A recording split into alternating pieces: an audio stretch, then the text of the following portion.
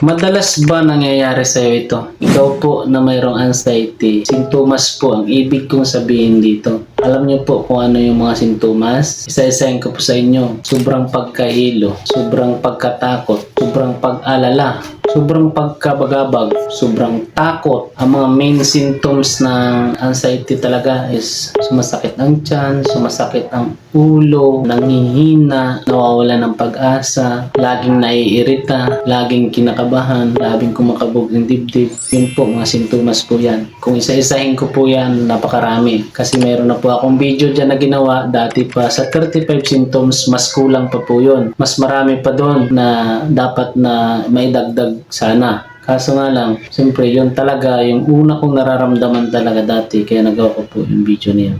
Sinishare ko lang po sa inyo. So ngayon, kung nangyayari pa rin po sa inyo yan, mga ganong sintomas, yung minsan ayaw mo lumabas, kasi takot po yan eh. Ayaw mong maligo, mga ganon. Pwede rin po pakicomment nyo po yung mga sintomas na nangyayari po sa inyo na wala po sa nabanggit ko. Kaya ayun po, malalaman po natin lahat-lahat ang mga sintomas. Kasi lahat tayo may pagkakaiba ng sintomas. Mayroong anxiety lang kasi na parang nervous lang, na takot lang ang nararamdaman. Lagi lang kinakabahan, gano'n. Hindi kagaya sa mayroong anxiety disorder, hindi kagaya sa may mga uri ng anxiety na mas matitindi ang pahirap sa inyo, mas maraming sintomas na nagre-react sa katawan. Iba po yon. Pero ang tawag pa rin doon anxiety disorder. Lahat-lahat na po yun. Generalized anxiety disorder. Pag nararamdaman nyo po yan, lahat ng mga sintomas na narubanggit ko, ibig sabihin, malala po ang anxiety nyo. Ibig sabihin, mataas po ang level ng anxiety nyo. Okay, kukumpara po natin sa 1 out of 10, siguro nasa 10, 9, 8, 7, napakahirap po ang mga sintomas niyan. Halos lahat-lahat.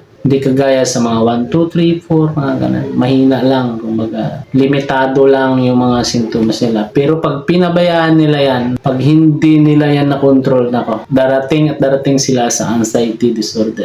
Mas mahirapan din po sila. Kaya ganun, payo ko po sa may mga mabababa pa ang level ng anxiety, kailangan magiging sapat na agad yung kaalaman mo dyan para hindi siya madagdagan, hindi pabawas. Pagaling. Yung iba kasi palala. Kaya yun, kung madalas pa rin nangyayari yan sa'yo, huwag nyo pong baliwalain yan.